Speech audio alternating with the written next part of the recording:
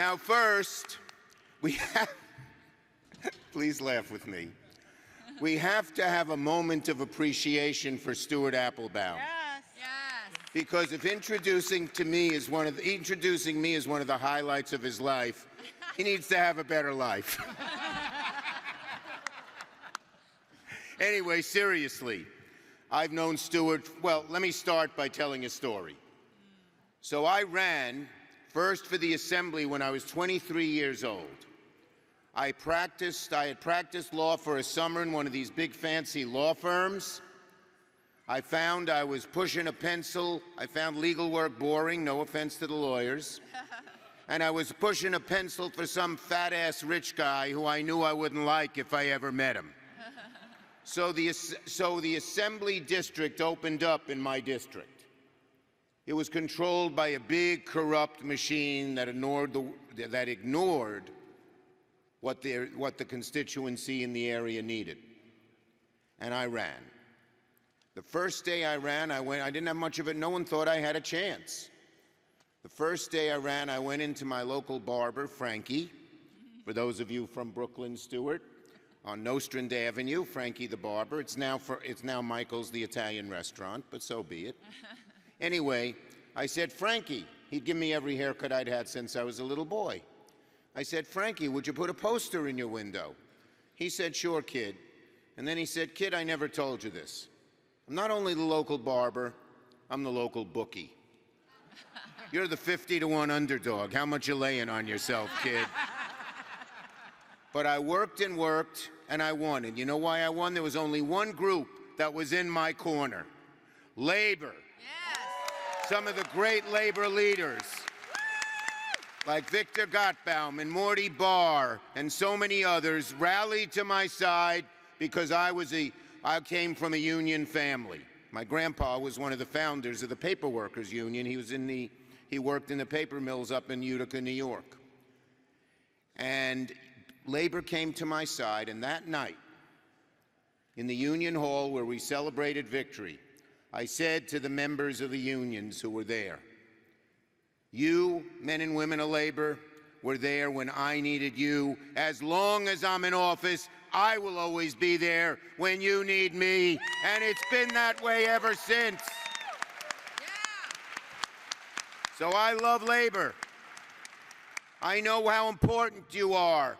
I know that you built the middle class, you and those before you, and if we make you stronger, we will increase the strength of the middle class and have many more people get into it. That's right. And it's going to be led by great people on this platform. Let me thank everyone here. My dear friend Becky, do I love her, from NEA. Roxanne, you know the song? Roxanne. Roxanne from the Steelworkers.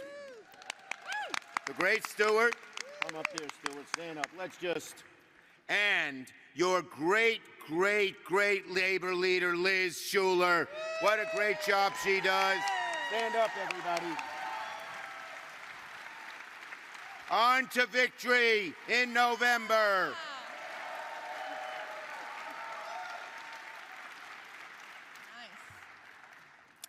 And I know that April Verrett of SEIU is coming on next. What a great union they are. So let me just say this. When we had the majority in the House, in the Senate, and with our great President Joe Biden, and let's have a strong round of applause for one of the greatest presidents we have ever had, and a true patriot who did what's right for America, Joseph Robinette Biden.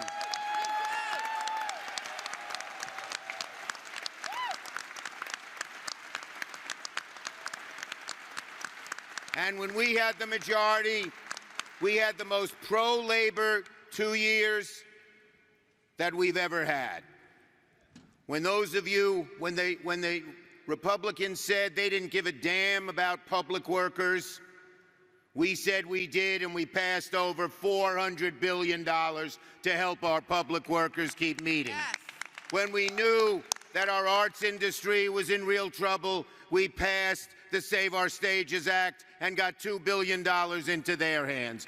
When we knew that pensions of so many working people were at risk, a man came over to me in Buffalo. He's a big guy, twice my size. He had a lot of tattoos, but he had tears in his eyes. And he said to me, you know, they just told me I'm losing 90% of my pension because some financier invested it in the wrong place and they want to make me pay for it. And he said, I put in my money every few weeks, and I knew it wasn't going to make me rich, but I knew I'd get something. And right now, he said, my wife, I don't care about me, he said, but my wife, my 80-year-old mom, and my daughter depend on that pension. Please save it. The Republicans said no, we said yes, and we put over $1 billion into those pension funds and saved the pensions of millions of working people. And infrastructure. Donald Trump kept saying, infrastructure week.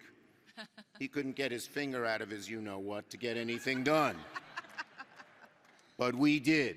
We passed more infrastructure dollars than we ever have. And you know what we said? Every one of those dollars has to be done by union labor with PLA and Davis-Bacon. No scab labor. And when we said the CHIPS Act, chips and science and all those new, we said stuff had to stop going overseas. One of the best things I ever did was vote against NAFTA and not let those jobs go overseas when I was a Congress member. Not only did we say the jobs are coming back, but we said the factories have to be built with union labor and the people who work there have to be union. And we did so much else, so much else. But folks, the most exciting thing we're doing is what we're going to do in November and then in the 2 years after. We're going to do two groups of good things. One, if you think we did a lot in 21-22 in terms of helping labor, in terms of getting more jobs, in terms of everything that helps build the middle class, you ain't seen nothing yet. We're going to have even more dollars for all the things I talked about. We're going to improve health care. We're going to make sure we have more job training. We're going to support union apprenticeship programs. We're going to pass the PRO Act so you can organize.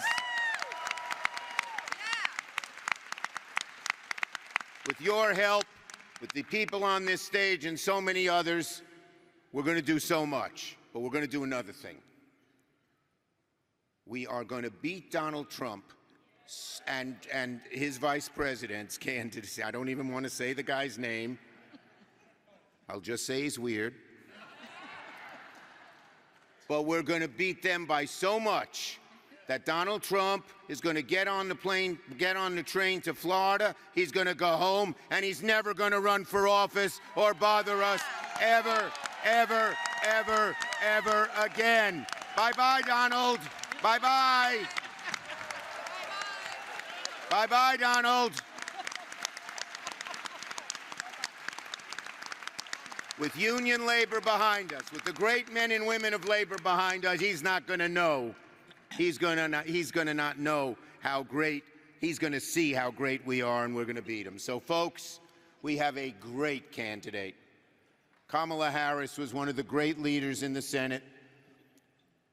She helped pass $35 insulin so that seniors could get it. And when we get back to Senate, we're going to do it for everybody. We're going to say that the pharmaceutical companies can't kick you around. We're going to make sure no one pays more than a total of $2,000 for all drugs.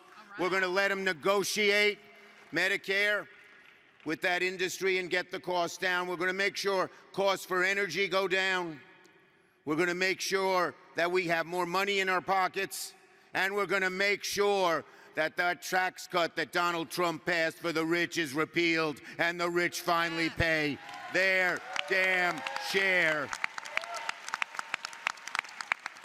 That's what we'll do under a great leader like Kamala Harris and Tim Walz. That's what we're going to do. This is going to be so much fun. This is such a happy convention. America is smiling from ear to ear because they know we're going to get rid of Donald Trump, and they know we're going to do even more for working people when we win. So, folks, let's hear it for winning in November. Let's hear it for doing great things the next 2 years. And let's hear it for sending Donald Trump way back home to Florida. Thank you, everybody.